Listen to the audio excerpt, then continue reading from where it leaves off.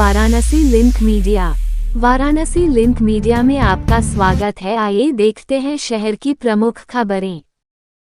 बांग्लादेश भारत के लिए महत्वपूर्ण, डॉक्टर अशोक सिंह।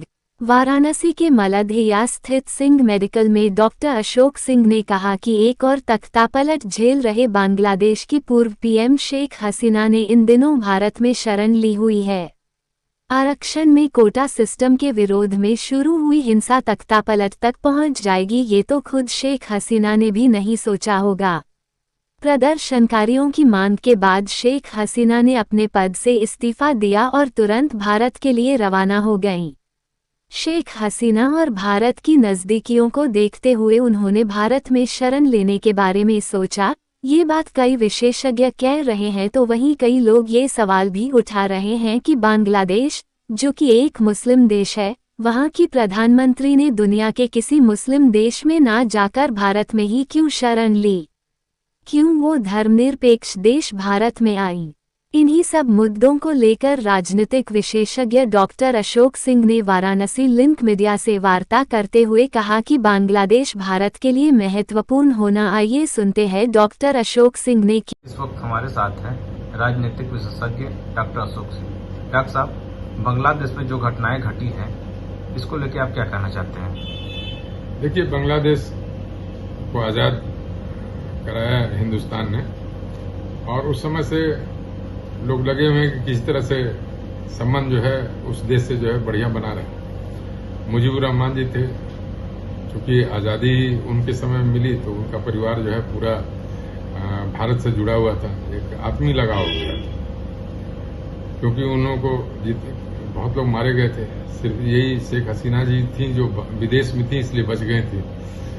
तो वहाँ के लोगों में काफी पॉपुलर थे, लेकिन खालिद जिया, जो बेगम खालिद जिया वहाँ थी, जो अपोजिशन की नेता, उनको इन्होंने असेस नहीं कर पाया। उन्हें थोड़ी सी यदि लिबर्टी देते और थोड़ी छूट देते तो हमें लगता है कि ये नौबत नहीं आती। दूसरे जो है, जो इंडियन गवर्नमेंट है, उसको भी ग्रास रूट पे काम करना चाहिए था, क्योंकि ये देश ऐसा है जो कई तरफ से हमारा बॉर्डर टच करता है।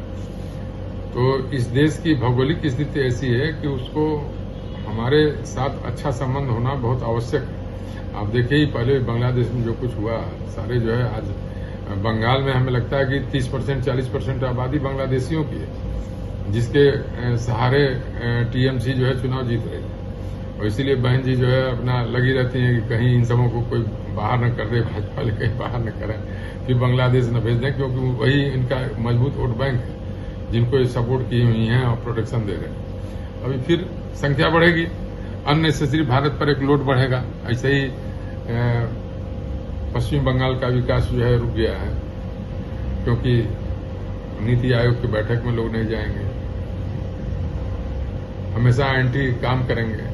तो कोई भी सरकार रहेगी यदि सेंट्रल गवर्नमेंट ने, उसके खिलाफ हमेशा आप बोलिएगा और काम करिएगा, तो निश्चित रूप से आपको जो मिलना चाहिए शेयर वो नहीं मिल पाता है। आम चीजें हैं ये, तो उससे निश्चित रूप से भारत को एकदम अलर्ट होना है और बीएसएफ फोर्सेज वगैरह को जो है एकदम तैनात कर देना चाहिए बॉर्डर पर।